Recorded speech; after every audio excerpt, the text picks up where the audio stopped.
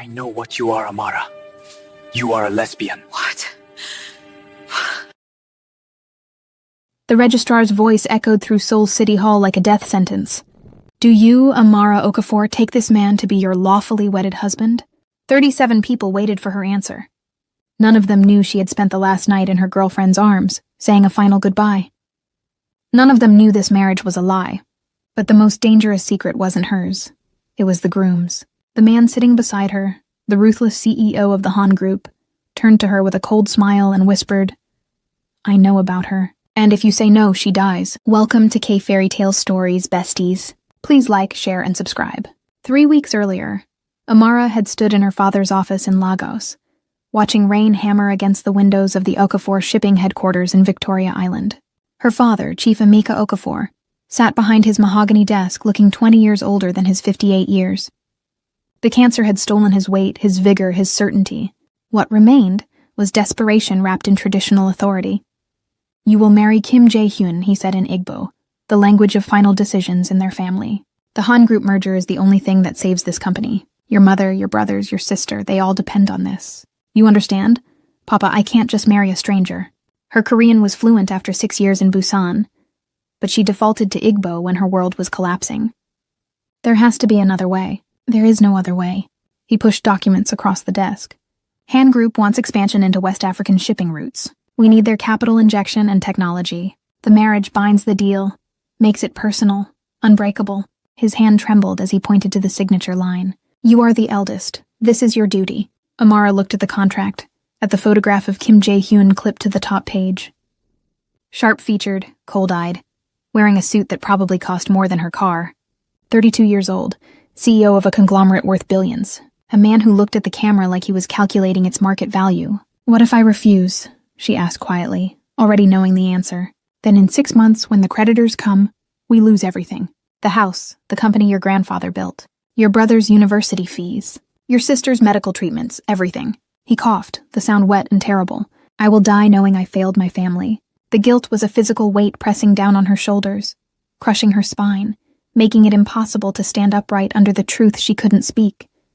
That she had someone. That Kioma was waiting for her in a flat in Ikoyi, probably making jollof rice, probably humming that Tiwa Savage song she loved, probably believing they had a future. When do I leave? Amara heard herself ask. 3 days. The wedding is in 3 weeks. His office is sending a private jet.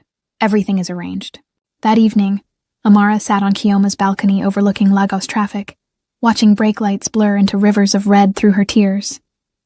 Chioma was silent, which was worse than screaming. Kioma angry, Amara could handle. Chioma quiet meant the hurt went too deep for words. Come with me, Amara said desperately. To Korea, we'll find a way. We'll figure something out once I'm there. Chioma finally turned and her eyes were already saying goodbye. You think a man like that won't have investigators? You think he won't find out about us within a week? And then what happens to your family's precious merger? I'll be careful. We'll be discreet. Like we've been discreet here? Kioma laughed bitterly. Amara, Nigeria wants to jail us for existing. Korea might be more subtle, but it's not exactly progressive. And now you're marrying into one of their most traditional, visible families. There is no room for me in that life. Then I won't go. I'll tell my father no. I'll find another job, send money home. We'll manage somehow. But they both knew it was a fantasy. Amara's salary as a mid-level logistics coordinator barely covered her own rent. Her father needed millions of naira, not thousands. The company employed 200 people, fed 200 families. The weight of those lives was heavier than the weight of 2 women's love. One more night, Kioma whispered. Give me one more night where you're mine. They didn't sleep. They held each other in the darkness and tried to memorize the feeling of safety, of being known, of being home in another person's arms. By dawn, Amara's face was swollen from crying, and Kioma's pillowcase was soaked with both their grief. At the airport 3 days later, they didn't kiss goodbye. Couldn't risk it, even in the private aviation terminal. Just a long hug that felt like drowning and surfacing at the same time. When Amara finally pulled away, Kioma pressed a small package into her hands. Don't open it until you're alone, she said. And Amara, when you're there pretending to be his wife, remember that someone knows. It was obscene in its luxury. Amara sat in cream leather seats and watched Lagos disappear beneath clouds, feeling like she was leaving her entire self behind on that tarmac. She opened Kioma's package mid-flight. Inside was a simple silver bracelet they'd bought together at Lekki Market, and a note in Chioma's elegant handwriting. You are not alone. You are loved. You are brave. Come back to me. Amara fastened the bracelet around her wrist and cried until a flight attendant discreetly offered tissues and looked away. Busan greeted her with rain, and the kind of cold that had no equivalent in Lagos. The driver who met her at Gimhae Airport was professionally courteous and completely silent during the drive to Haeundae. The Han Group headquarters rose like a glass monument to corporate power, reflecting gray sky and steel ocean. She was taken directly to the top floor, to an office that commanded views of Gwangali Beach and the Gwangan Bridge. Floor-to-ceiling windows, minimalist furniture, art that belonged in museums, and sitting behind a black marble desk, Kim Jae-hyun. He didn't stand when she entered, didn't offer his hand, just studied her with dark eyes that catalogued every detail as his assistant quietly closed the door behind her, leaving them alone. Miss Okafor, he said in Korean. His voice was controlled, precise, the voice of someone who'd never been told no in his life. Sit, she sat, met his eyes, refused to be the first to look away. You understand the terms of this arrangement? He asked. The marriage binds our companies. You will live in Korea. Public appearances will be required. The relationship must appear genuine to investors, to board members, to the media. I understand it's a business transaction, Amara replied, keeping her voice steady. I don't understand why it requires marriage. A business partnership would serve the same function. Something flickered in his expression. Almost respect. In Korea, marriage signals permanent commitment. It satisfies my more conservative board members and investors. It also prevents my vice chairman from questioning my focus. He paused.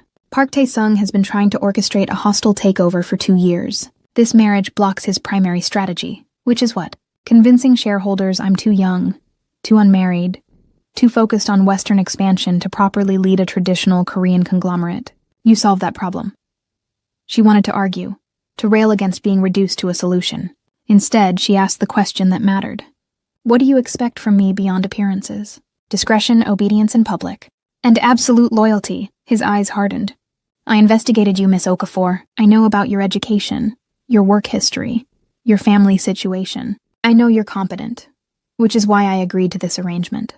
I need someone intelligent enough to play the role convincingly. The way he said it made her skin crawl, like she was an actor he'd hired, not a human being he was binding his life to. And what do I get in return? She asked. Beyond saving my family's company? Financial security, legal residency in Korea, access to resources you couldn't otherwise afford. He pushed a document across the desk. This outlines everything. Separate bedrooms, separate lives privately. I don't expect romantic involvement, just the appearance of it. Amara read through the contract, her hands steady despite her racing heart. It was thorough, clinical, covering everything from public appearance schedules to social media protocols to what would happen in the event of divorce. There was no warmth in it, no acknowledgement that they were human beings with feelings and histories and private selves that might resist this kind of transaction. She was about to sign when she noticed a clause near the end. All personal communications subject to review and approval. What does this mean? She pointed to the line. It means I need to ensure you're not sharing confidential business information with outside parties. Standard protocol. It means you'll be monitoring my phone calls, my emails, my entire private life. For the first 6 months. Yes, until trust is established. He said it like it was reasonable, like surveillance was just another business practice. That's not acceptable, Amara said quietly. I need privacy for personal communications. Then this arrangement won't work. He reached for the contract, clearly preparing to end the discussion. She should have let him take it. Should have walked away, flown back to Lagos, faced her father's disappointment and her family's financial collapse with dignity. But she thought of her mother's face, her sister's medical bills, the 200 employees whose livelihoods depended on the merger. She signed. Kim Jae-hyun's assistant delivered 12 boxes to Amara's hotel room. Inside were clothes, perfectly sized, covering every possible social situation. Cocktail dresses, business suits, casual wear, traditional handbook in silk that whispered when it moved. There were shoes, jewelry, even undergarments. All designer labels, all chosen by someone who'd studied her measurements with clinical precision. It felt like being dressed for a funeral. Her funeral. The wedding preparation moved with corporate efficiency. No engagement period, no romantic courtship, just contracts and scheduling, and a wedding planner who spoke to her like she was a project to be managed rather than a bride to be celebrated. 3 days before the ceremony, Amara broke protocol. She bought a burner phone from a small shop in Seomyeon, paid cash, and called Kioma from her hotel bathroom with the shower running to muffle her voice. "I can't do this," she whispered when Kioma answered. "I can't marry him. He's cold, controlling, and I feel like I'm signing away my entire self." "Then come home," Kioma said immediately. "We'll figure something else out. I don't care if we're poor. I don't care if it's hard. I just want you." Amara closed her eyes, pressed the phone harder against her ear, like she could pull Kioma through the distance by force of will. My father would lose everything. The company, the house, my sister's treatments. I can't let that happen. "So what do we do?" Kioma's voice cracked. "Just give up on us?" "No, we wait. I'll find a way to see you. We'll be careful. This marriage, it's just a piece of paper. It doesn't change what we are." But they both heard the lie in it. The wedding took place on a gray November morning at Seoul City Hall because Jaehyun insisted on civil ceremony rather than traditional fanfare. Amara wore white lace, Western style, because it photographed better for international press. Her family flew in the day before, her mother's eyes red from crying, her father's hand trembling when he walked her down the short aisle. 37 people attended, business associates mostly, a few distant relatives of Jaehyun's, her brothers in suits that didn't quite fit, looking lost in this world of Korean formality and corporate power. The registrar was an older woman with a kind face that couldn't hide what she saw. Two people standing before her with no love between them, just necessity and resignation. "Do you, Kim Jae-hyun, take this woman to be your lawfully wedded wife?" "I do, no hesitation, like signing another contract." "Do you, Amara Okafor, take this man to be your lawfully wedded husband?" The room waited. Her mother's face was hopeful. Her father's was desperate. Her brothers looked uncomfortable, like they sensed something wrong but couldn't name it. And Jae-hyun leaned close, his breath cold against her ear, and whispered the words that turned her world to ice. "I know about her, and if you say no, she dies." Amara's blood stopped moving. Her vision tunneled.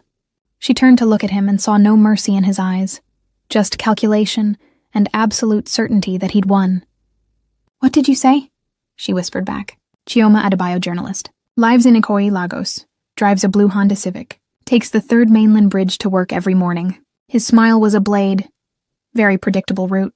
Very easy to arrange an accident.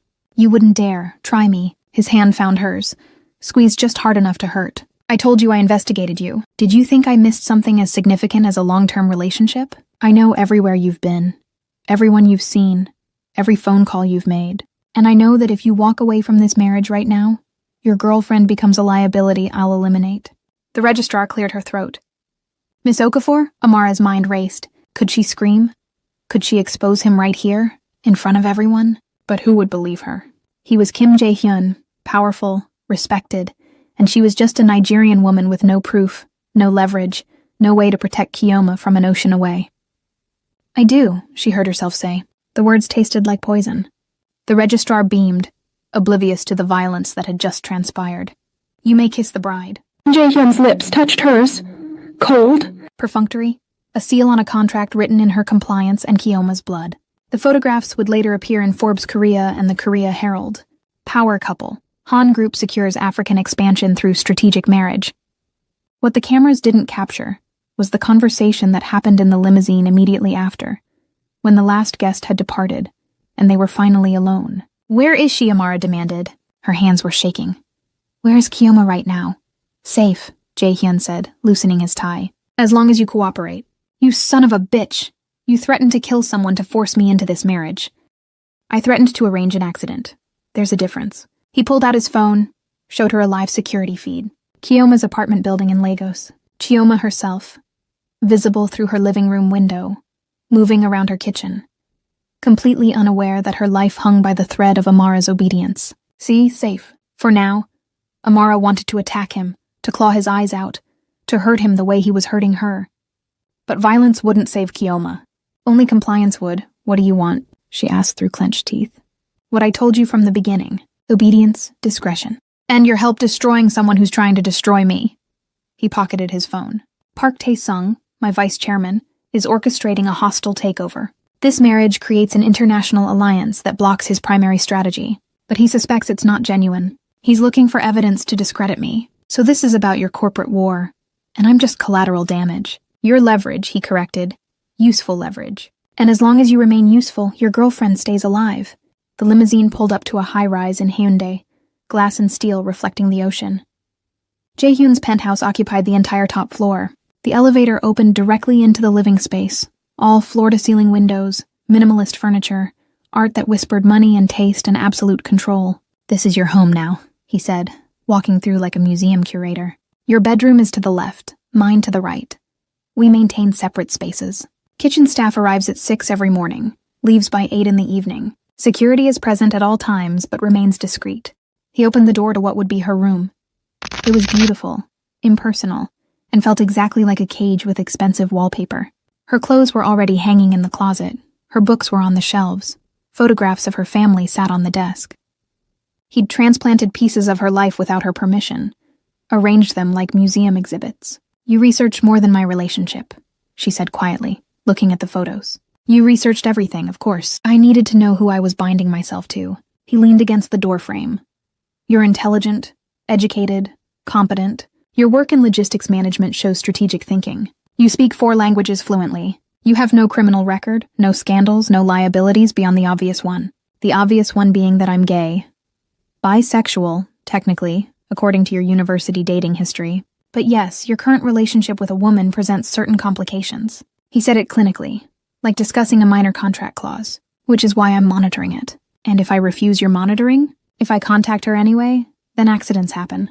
He pushed off the doorframe. "I'm not a monster, Miss Okafor. I don't want to hurt anyone, but I will protect my position and my company by any means necessary. Make your choices accordingly." He left her standing in the beautiful cage, surrounded by pieces of her life that no longer felt like hers. That night, Amara couldn't sleep. The bed was too soft, the room too quiet, the weight of what she'd agreed to too heavy to bear lying down. At 3 in the morning, she found herself on the terrace, wrapped in a blanket, watching the ocean reflect city lights like scattered diamonds. Jaehyun was already there, smoking a cigarette, his earlier coldness replaced by something closer to exhaustion. "Can't sleep either?" he asked without turning around. She didn't answer, just stood at the railing, maintaining distance. "I won't apologize for the threat," he said finally. "You'd have run otherwise. You'd have chosen your girlfriend over your family's survival, and I couldn't risk that. This marriage is too important. Important enough to threaten murder? Important enough to threaten the appearance of murder," he corrected. "I told you I'm not a monster. I have no intention of actually harming anyone. But you needed to believe I would. That's supposed to make me feel better?" He stubbed out his cigarette. "No, it's supposed to make you understand the situation clearly. We're both trapped in this arrangement. I need you to play your role convincingly. And you need me to keep your girlfriend safe. It's mutually assured cooperation. Cooperation implies choice, and you had choices." He finally turned to look at her. "You chose to sign the contract. You chose to get on the plane. You chose to say I do. At every step you could have walked away. Yes, the consequences would have been severe, but they were still choices." The words cut because they were partially true. She had chosen compliance over confrontation, safety over courage, her family's survival over her own freedom. But calling it choice felt like calling a hostage negotiation a conversation. "You don't know anything about me," she said quietly. "You researched facts, but you don't know who I am. Then tell me..." His eyes were dark, unreadable in the city light. "Who is Amara Okafor? Someone you're too cold to understand." "Try me," she laughed bitterly. "I'm someone who's been hiding who I am since I understood what it meant. In Nigeria, people like me get arrested, beaten, killed for existing. I learned to split myself in 2. The daughter my parents see, and the person I actually am. And now you're forcing me into another mask, another performance, another life spent pretending." Something shifted in his expression. Not sympathy exactly, but recognition. "I understand more than you think," he said quietly. "You think I chose this life? This company? This pressure? This constant performance of respectability? I was groomed for this position since birth. My father built Hun Group from nothing, and before he died, he made me promise to protect it, expand it, never let it falter." His voice dropped. "I've been performing too. Every day, every meeting, every decision calculated for maximum strategic value. That doesn't make us the same. No, but it means we both understand the weight of duty, the way it crushes the parts of yourself that don't serve the larger purpose." He moved slightly closer.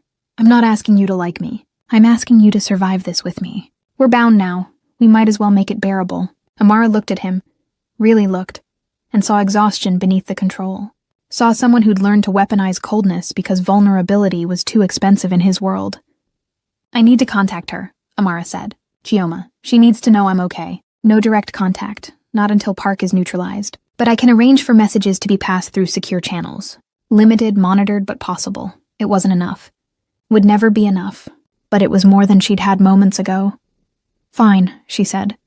What do we do now? Now, he said, walking back inside. We prepare for the performance of our lives. By the end of the first week, Amara understood that her marriage was less a relationship and more a military campaign. Every public appearance was strategized, every photograph calculated, every social media post reviewed by Jaehyun's communications team before posting. They attended a charity gala at the Paradise Hotel. Busan's elite gathered to donate money they'd never miss to causes they'd never think about again. Amara wore a gown that cost more than her old monthly salary, and Jaehyun's hand never left her waist, possessive and guiding like she was a chess piece he was moving across the board. Smile more, he whispered as they posed for photographers. Lean into me. Look at me like you're happy. She did. She'd learned to split herself, remember? This was just another mask. Park Tae-sung approached midway through the evening. He was older than Jaehyun, silver-haired and distinguished, with eyes that calculated the value of everything they saw. Chairman Kim, he said with a slight bow. And the new Mrs. Kim. Congratulations on your marriage. Such an unexpected development. Thank you, Vice Chairman Park, Jaehyun replied smoothly. Amara and I are very happy. Park's eyes slid to Amara, assessing. Your family's shipping company must be thrilled about the merger. Quite an advantageous match. It's mutually beneficial, Amara said, keeping her voice warm despite the ice in her veins. My father's routes in West Africa, combined with Han Group's technology and capital, create significant expansion opportunities. How diplomatic. Park smiled, but it didn't reach his eyes. Tell me, how did you two meet? It's unusual for Chairman Kim to pursue marriage so suddenly. He's been quite resistant to the board's suggestions over the years. Jaehyun's hand tightened on her waist. Warning, Amara improvised, pulling from the cover story they'd prepared.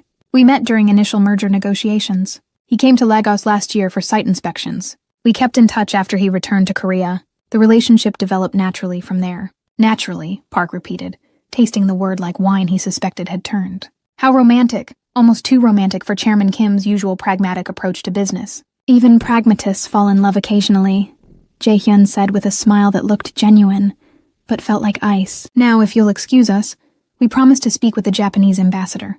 They moved away smoothly, but Amara felt Park's eyes following them across the room. He doesn't believe us, she said quietly once they were out of earshot. No, Jaehyun agreed, which is why we need to be more convincing. Starting now, pulled her onto the dance floor, one hand at her waist, the other clasping hers.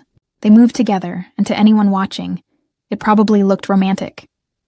What they couldn't see was the whispered critique he delivered with every turn. Relax your shoulders. You look like you're being held hostage. I am being held hostage. Metaphorically, not literally. There's a difference. Look at me like I'm saying something charming. You're giving me performance notes. That's the opposite of charming. Then pretend better. His eyes held hers.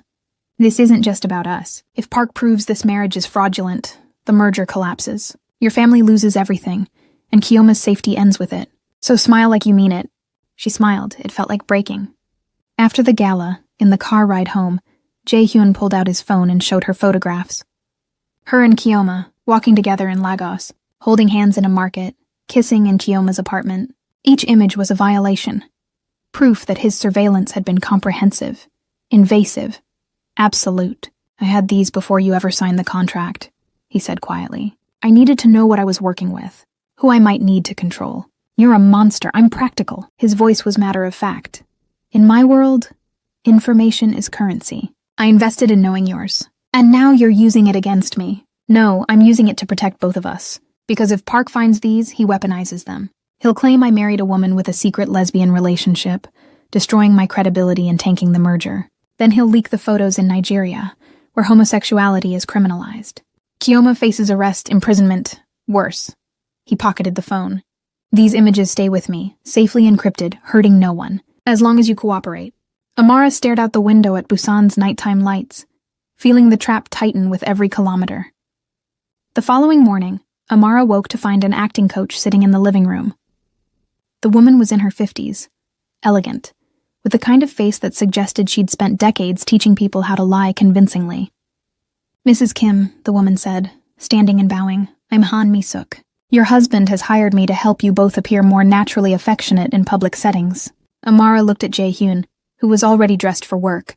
Sipping coffee like this was perfectly normal. You hired an intimacy coach? I hired someone to ensure our performance is flawless, he corrected. Yesterday at the gala you were stiff. Your smiles looked forced. We need to do better. For the next 3 hours, Han Mi-suk put them through exercises that felt like torture disguised as theater training. Stand closer. No, closer than that. Touch his arm when you laugh.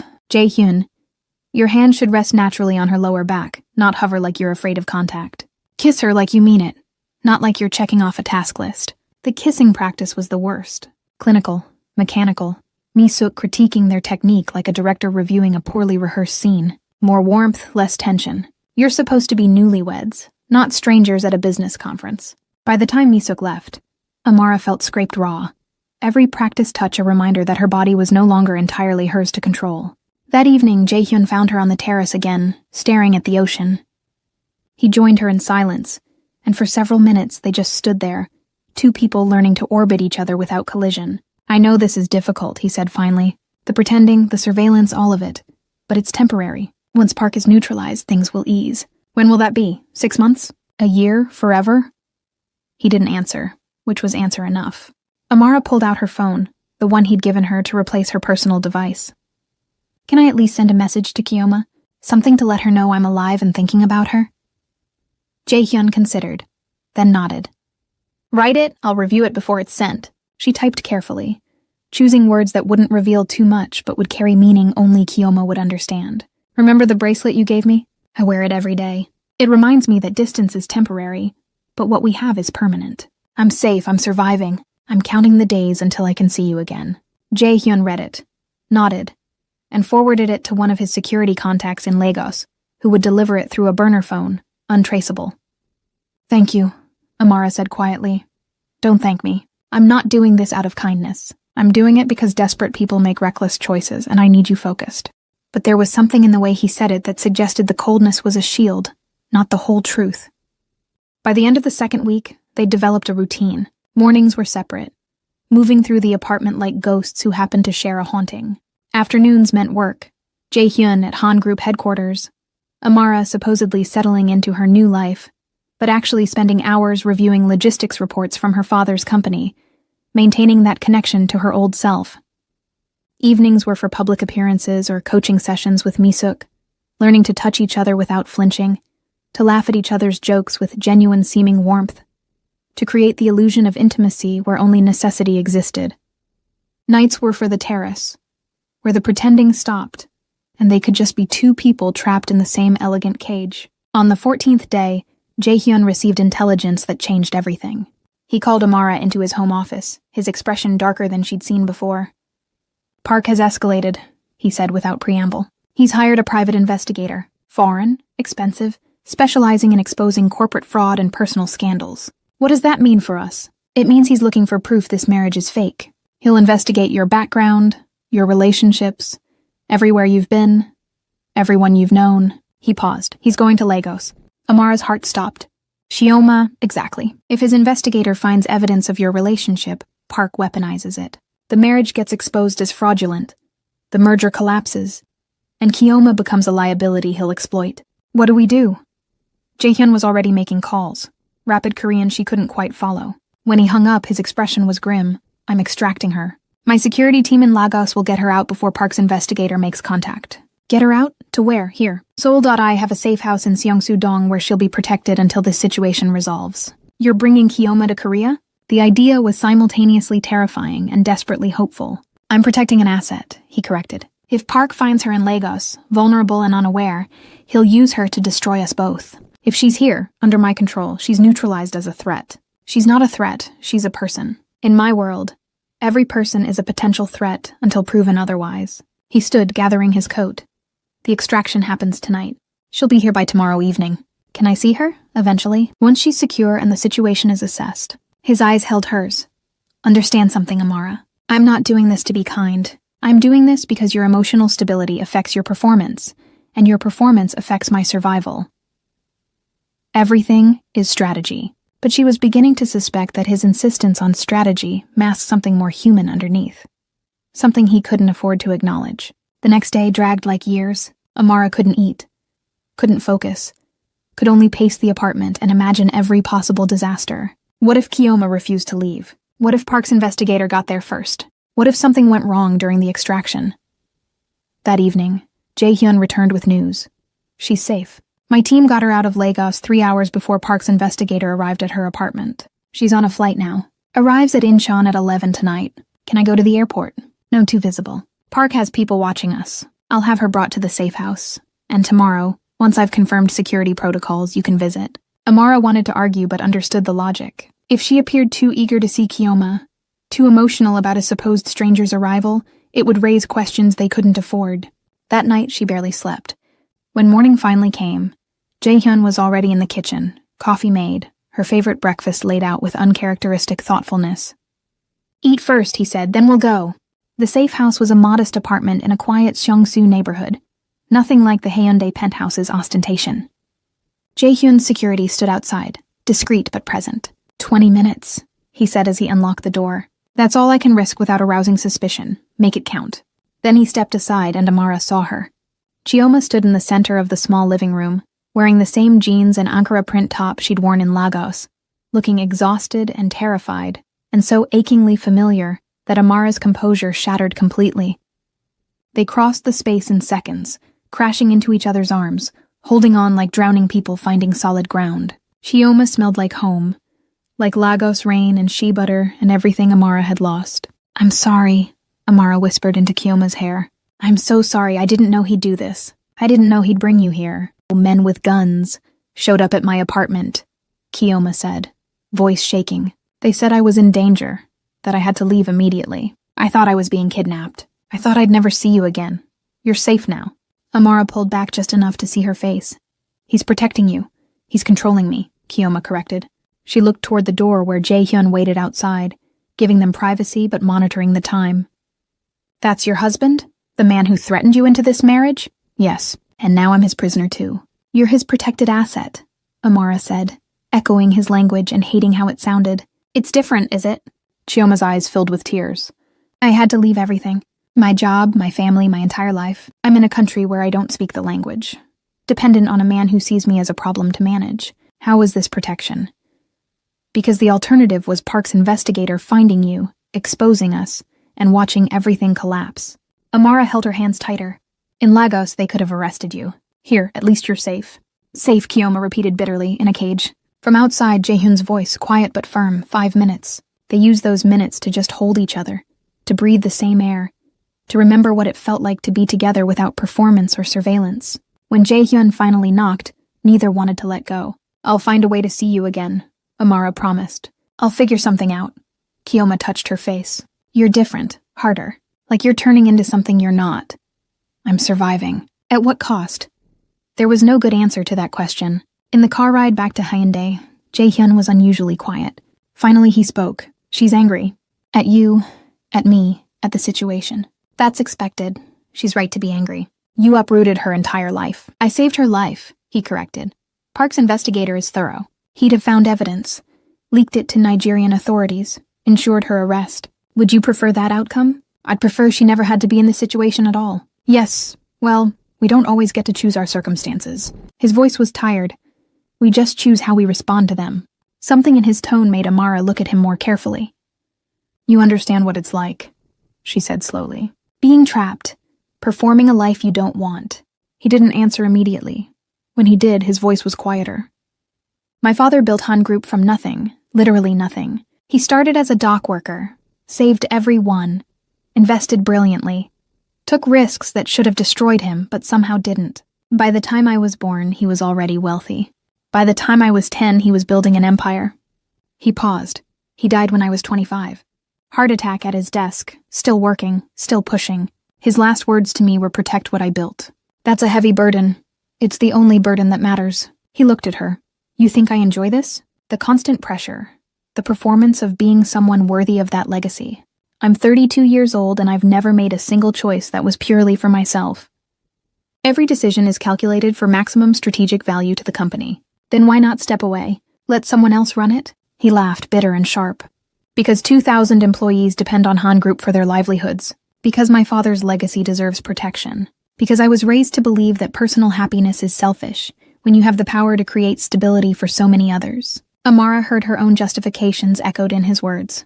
They were both martyrs to duty, both sacrificing themselves on the altar of other people's needs. We're more similar than I want to admit, she said quietly. Yes, he agreed, which makes us either perfect partners or mutually assured destruction. Time will tell which. That night, unable to sleep again, Amara found herself in Jae-hyun's study, looking at the photographs on his desk. His father, stern and weathered, his mother, who died when he was young, a younger version of himself, maybe 20, standing with another man at what looked like a university graduation. The other man in the photo was beautiful. Warm eyes, genuine smile, hand casually draped over young Jae-hyun's shoulder with easy affection that present-day Jae-hyun seemed incapable of. That's Min-seok, Jae-hyun's voice came from behind her. She hadn't heard him enter. We met at university. He was my only friend when my father died. He looks important to you. He is. Jae-hyun moved to stand beside her, looking at the photograph. He's been my head of security for 6 years. The only person I trust completely. Something in the way he said it made Amara understand. The only person you trust. The only person who knows the real you. Jae-hyun's jaw tightened. Don't psychoanalyze me. I'm not. I'm just recognizing what I should have seen before. You're not just protecting business interests with this marriage. You're protecting him. The silence confirmed it. Does Park know? She asked. Park suspects. He's been investigating for 2 years but hasn't found concrete proof. This marriage was supposed to end his speculation permanently. By proving you're straight and traditionally married. Exactly. Jae-hyun took the photograph, put it back on his desk. Min-seok understood why it was necessary. Understood that my position as chairman, the company's stability, everything depends on maintaining certain appearances. So we're both beards, Amara said. Both performing heterosexuality to protect the people we actually love. The clinical term is lavender marriage, though I prefer strategic partnership. His eyes met hers. Does it change anything? Knowing that my threat to Kioma comes from someone who understands exactly what it's like to hide who you are? It makes you more human, she admitted, and somehow more monstrous because you know the pain you're inflicting. Yes, he agreed simply. But monster or human, I'll do whatever's necessary to protect Min-seok and this company. That's who I am. The following week, Park made his next move. A board meeting was called. Emergency session. All senior management required to attend. Jae-hyun brought Amara, unusual but strategically calculated. She sat in the observation gallery while he faced the board. 15 men and 2 women, all older, all watching him with varying degrees of support and suspicion. Park stood to present. Chairman Kim's sudden marriage raises concerns about his judgment and the company's strategic direction. I've conducted independent research into the merger with Okafor Shipping. The financials don't justify the marriage requirement. This appears to be a personal arrangement disguised as business necessity. He presented spreadsheets, analyses, projections that painted the merger as moderately beneficial, but not essential. The implication was clear. Jae-hyun had married for personal reasons he was hiding behind business justification. Additionally, Park continued, I've received information suggesting Mrs. Kim has maintained inappropriate relationships that cast doubt on the marriage's legitimacy. He clicked to the next slide. Photographs of Amara and Kioma in Lagos, walking together, sitting close at a cafe. The kinds of images that could be interpreted as friendship, or something more, depending on the viewer's assumptions. Amara's heart stopped. How had he gotten those? Jae-hyun's investigators had the originals, secured and encrypted. Unless there had been a leak, or Park had his own surveillance from months ago. Jae-hyun remained calm, almost bored. Vice Chairman Park, are you suggesting that my wife having female friends is evidence of marital fraud? I'm suggesting the nature of this relationship warrants investigation. Because she's close to another woman? Jae-hyun's voice was ice. In 2024, that's your evidence? Friendship between women? Several board members shifted uncomfortably. Park's accusation was starting to look like prejudice rather than business concern. Then let me be explicit, Park said, dropping the diplomatic tone. I have testimony from sources in Lagos that your wife maintained a romantic relationship with this woman, Kioma Adebayo. That relationship continued until immediately before your marriage. I'm asking the board to investigate whether this marriage is genuine or a fraudulent arrangement designed to block my legitimate concerns about company direction. The room erupted. Board members arguing, some supporting Park's right to question, others condemning the invasion of privacy. Enough, Jae-hyun's voice cut through the chaos. You want the truth about my marriage? Fine, let's discuss truth. He stood, walked to the presentation screen and connected his own laptop. What appeared were financial documents, accounts, transactions, years of data that even Amara didn't understand initially. "What you're looking at," Jae-hyun said calmly, "is evidence of Vice Chairman Park's systematic embezzlement from Han Group. Offshore accounts in the Cayman Islands. Shell corporations in Singapore. Real estate purchases in Dubai that can't be explained by his declared income. He's been stealing from this company for 5 years. Park's face drained of color. That's fabricated. You can't prove every transaction is documented, backed by banking records and forensic accounting analysis." Jae-hyun's voice was surgical in its precision. "My wife, who you've been investigating so thoroughly, is a trained logistics analyst with expertise in international finance. She identified the irregularities 3 weeks ago while reviewing company files I gave her access to as part of her integration into our family business." Amara's mind raced. This was news to her. She'd done no such analysis. But then she understood. He was using her, crediting her with intelligence work he'd clearly done himself, making her part of the solution instead of just a prop in his performance. "I recommend," Jae-hyun continued, "that Vice Chairman Park be removed from his position immediately and that criminal charges be filed." He looked directly at Park. "You wanted to investigate fraud? Let's start with yours." The board voted. 12-5, Park was finished. Security escorted him out, still protesting, still claiming the evidence was manufactured.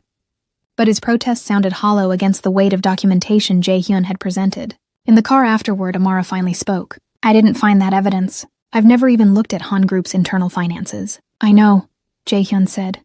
"I've been investigating Park for 18 months. I just needed the right moment to strike. And he gave it to me by attacking you. So you used me, made me part of your counterattack without asking." Yes, his honesty was almost refreshing. "I needed you to appear competent and integral to company operations. Now the board sees you as an asset, not just a decorative wife. That protects both of us moving forward. Everything is strategy with you. Everything has to be," he looked at her.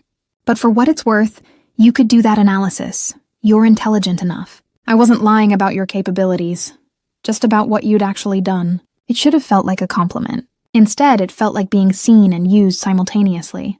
That evening, the news broke. Vice Chairman Park removed from Han Group amid embezzlement investigation. Stock prices rose on the news. Investors expressed confidence in Chairman Kim's leadership. The marriage that had seemed suspicious now looked like a brilliant strategic move, bringing in international expertise exactly when the company needed it. But the victory felt hollow. "Can I see Kioma now?" Amara asked. "Now that Park is gone. Can she leave the safe house?"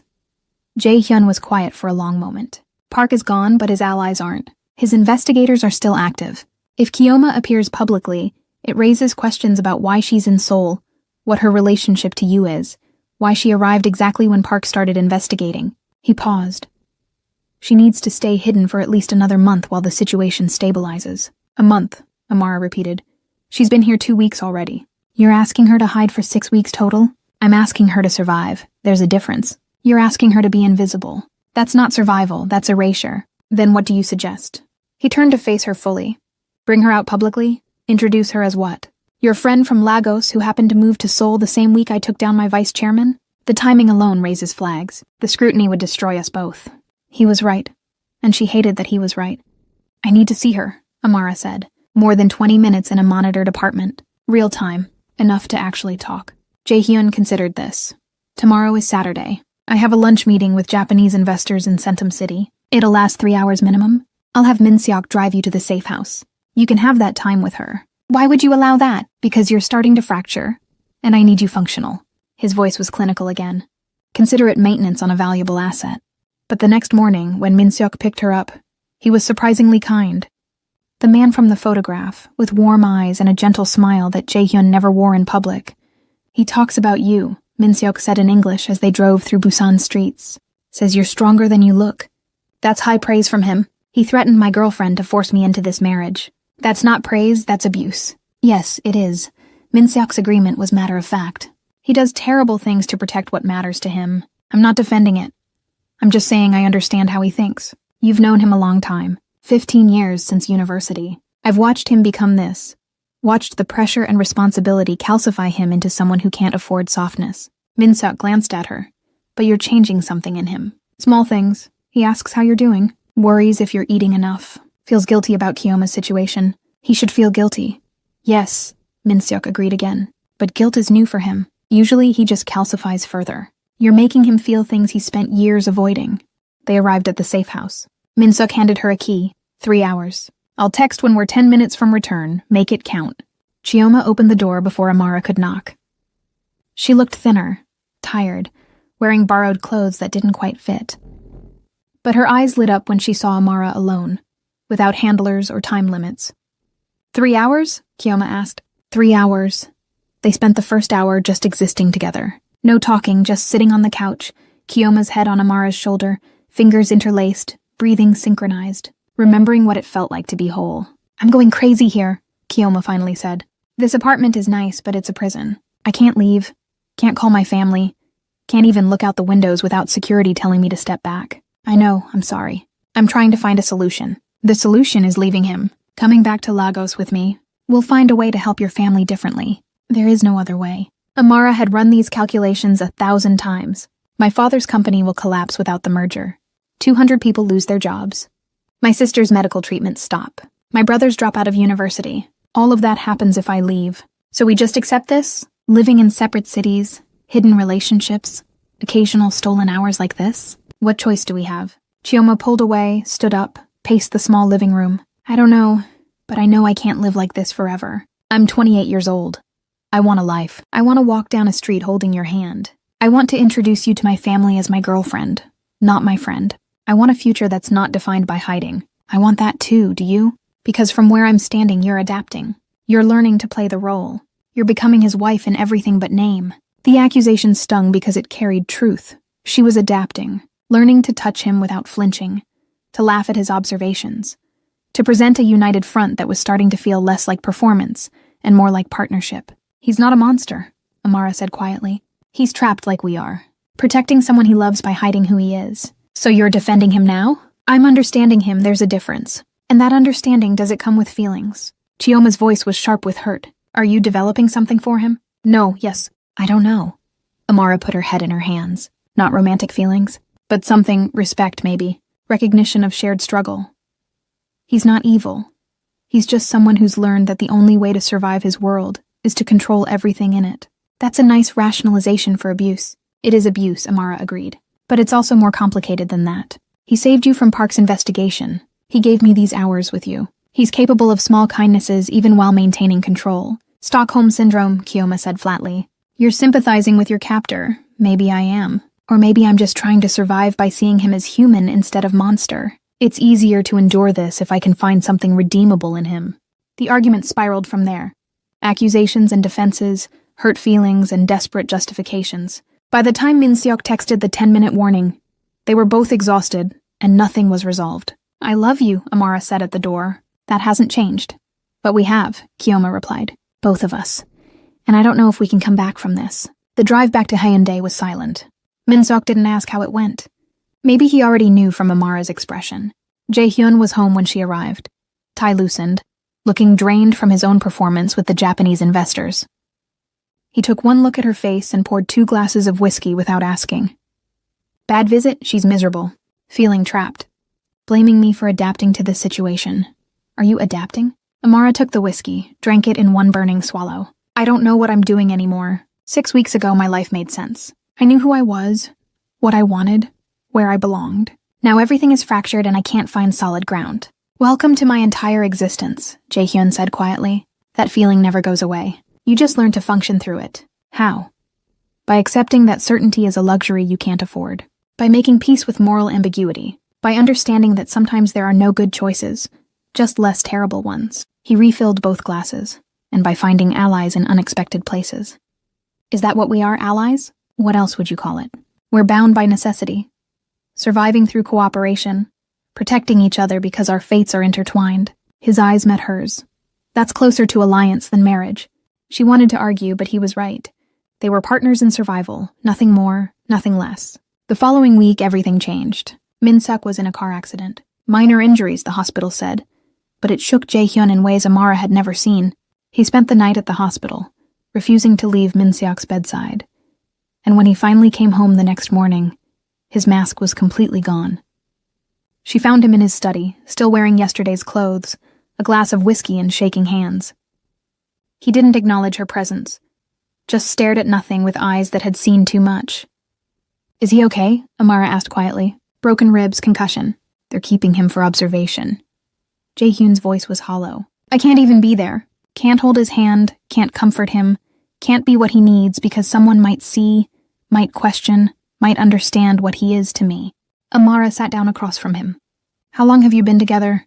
15 years, since university. He was the only person who saw past the performance, who knew the real me before I forgot who that was. His hand tightened on the glass. He's had to watch me marry someone else. He understood why, but understanding doesn't make it hurt less. No, it doesn't. I thought I could do this. Thought I could maintain the separation between public performance and private truth. But watching him in that hospital bed, knowing I can't even visit without raising questions, it's destroying something fundamental in me. It was the first time she'd seen him truly vulnerable, the first time the control had slipped completely. And in that vulnerability, she recognized herself, recognized the cost of performing lives they didn't want for people they did love. She sat with him in silence, not offering platitudes or solutions, just presence. Sometimes that was the only kindness possible. "I'm sorry," he said after a long time, "for threatening Kioma, for forcing you into this, for causing pain to protect myself. I don't know how to be any other way, but I'm sorry for the damage it causes." The apology felt significant, real in a way his earlier justifications hadn't been. "We're both doing terrible things to survive," Amara said. "Both sacrificing people we love for larger purposes. That makes us either tragic heroes or just cowards. I haven't decided which. Can it be both? Maybe."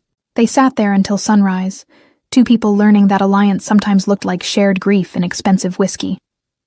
By the end of the month, Park's remaining allies on the board had been systematically removed or neutralized. The company's stock was at an all-time high. International investors praised the Okafor merger as visionary, and Jae-hyun's position as chairman was more secure than it had been in years. But security came with costs neither of them had fully calculated. Chioma called from the safe house, voice brittle with exhaustion. "I need to leave. I need to go back to Lagos or I'm going to lose my mind here." "It's not safe yet," Amara said, though the words felt hollow. "It's never going to be safe, you know that. There will always be another threat, another reason I have to hide. This is my life now and I can't live it." "What are you saying?" "I can't be the secret you visit between public appearances with your husband. I deserve more than that." "You deserve everything," Amara whispered, "and I can't give it to you." "No, you can't. So I'm going home. Jae-hyun's people will help me get back safely. But Amara, I'm going home to build a life without you. I have to, for my own survival." The call ended. Amara sat on the terrace where she'd spent so many sleepless nights and felt something fundamental crack inside her chest. Jae-hyun found her there an hour later. Min-suk had told him about Kyoma's decision. "I'm sorry," he said, and meant it. "You got what you wanted. The threat is neutralized." "That's not what I wanted." His voice was quiet. "I wanted everyone to survive this with minimal damage, but survival and happiness aren't the same thing." "No, they're not." They stood at the railing, looking out at Busan's lights. Two people who'd achieved everything they set out to protect and lost everything that made protection meaningful. "What do we do now?" Amara asked. "We keep going. We honor the commitments we made. We live with the consequences of our choices." He paused. "And maybe, eventually, we forgive ourselves for choosing survival over love." "Do you think that's possible? I don't know. But I think we have to try." 2 years later, Amara stood in the Han Group boardroom as co-CEO, her expertise in international logistics having proven invaluable to the company's expansion. The merger with Okafor Shipping had exceeded all projections. Her father's company was thriving. Her family was secure and she was empty. She and Jae-hyun had found an equilibrium. Not love, but genuine partnership. Mutual respect built on shared struggle and hard-won understanding. They'd created something functional, even occasionally warm. But it would never be what either of them actually wanted. Min Seok lived openly in the Haeundae penthouse now. Not as Jae-hyun's partner officially, but as head of security who happened to occupy the second bedroom. People suspected. But suspicion without proof was just gossip, and Jae-hyun's position was strong enough to withstand gossip. Chioma had returned to Lagos, resumed her journalism career, and eventually started dating someone else. Amara saw the photos on social media sometimes, saw Kioma smiling with a woman who could hold her hand in public, and felt happiness for her mixed with grief for what they'd lost. On their second anniversary, Jae-hyun found Amara on the terrace at 3 a.m, their usual meeting time for conversations that couldn't happen in daylight. "Do you regret it?" he asked. "Everything we've done?"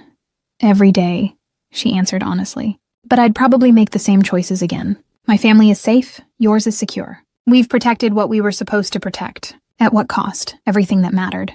He sat beside her, and for the first time in 2 years took her hand. Not for performance, not for cameras, just human contact between two people who understood loss. I've been thinking, he said slowly, about changing things, coming out publicly, restructuring our marriage as the partnership it actually is, living honestly even if it costs us everything. Would you really do that? I don't know, probably not. The fear is too deeply embedded. But I think about it. He looked at her. What would you do if I gave you complete freedom? If I ended this arrangement right now, I'd probably stay anyway, she admitted, because leaving feels like admitting we did this for nothing. Like all the sacrifices were meaningless. So we're trapped by our own choices, imprisoned by the very freedom we thought we were protecting. They sat in silence, watching Busan breathe below them. Two people who'd traded love for security, and were learning to live with the exchange rate.